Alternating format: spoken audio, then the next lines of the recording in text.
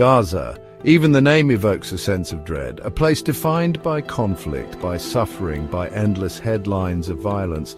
But behind those headlines, behind the statistics, are human beings, families, children, individuals with hopes, dreams and aspirations, just like you and me. They are living their lives under the constant shadow of war, their stories often unheard, their humanity forgotten. We have become numb to the numbers, desensitized to the suffering. Each news cycle brings a new wave of devastation, a fresh torrent of pain. But we cannot afford to become indifferent. We cannot allow ourselves to become complicit in the dehumanization of an entire people. Because when we turn away, when we choose silence, we become complicit in the perpetuation of this cycle of violence. We must remember that Gaza is not just a geopolitical chessboard. It is not merely a conflict zone. It is a place where people live, love, and dream, where children play amidst the rubble, where families gather around meager meals, where life, against all odds, persists. We must remember their humanity. Since the fragile ceasefire collapsed, over 1,000 Gazans have perished. These are human lives cut short, futures extinguished. Among them, 322 children who should be in school, playing in parks. Instead, their lives have been brutally cut short.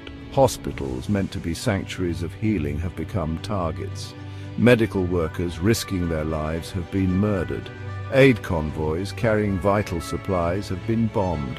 The world watches, seemingly powerless to stop the carnage. The world issues condemnations, but the bombs keep falling.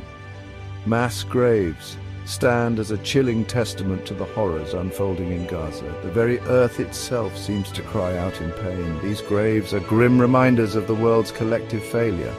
The world must ask itself, how many more children must die? How many more families must be torn apart?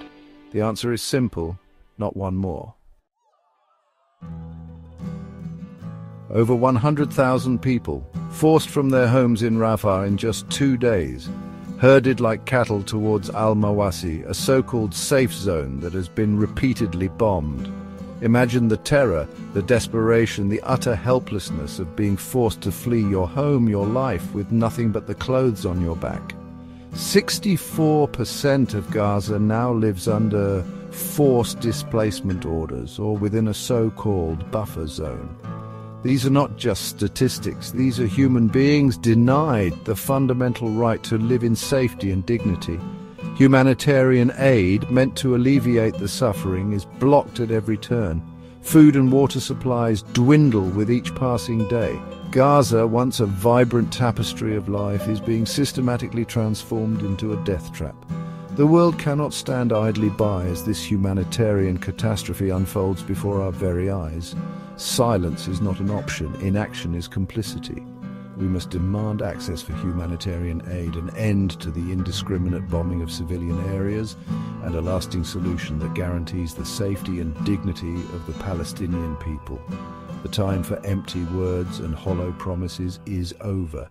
The time for action is now.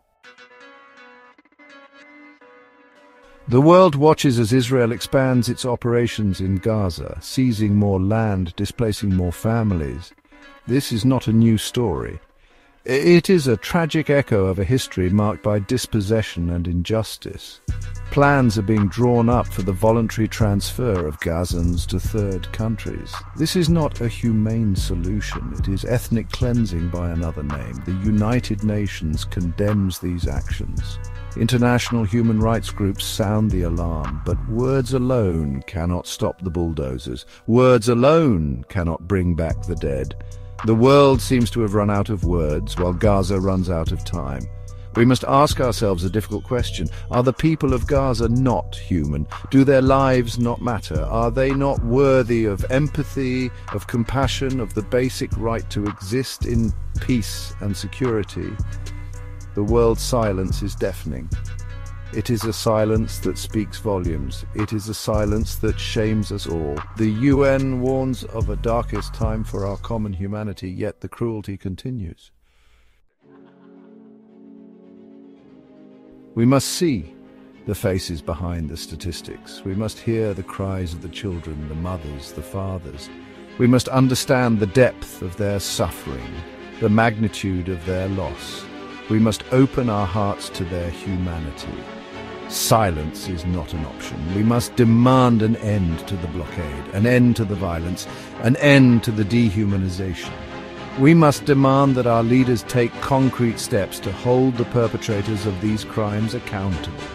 We must pressure our governments to stop funding the occupation. The people of Gaza are human beings. Their lives matter, and the world must act before it's too late. So what are you waiting for? Change starts today.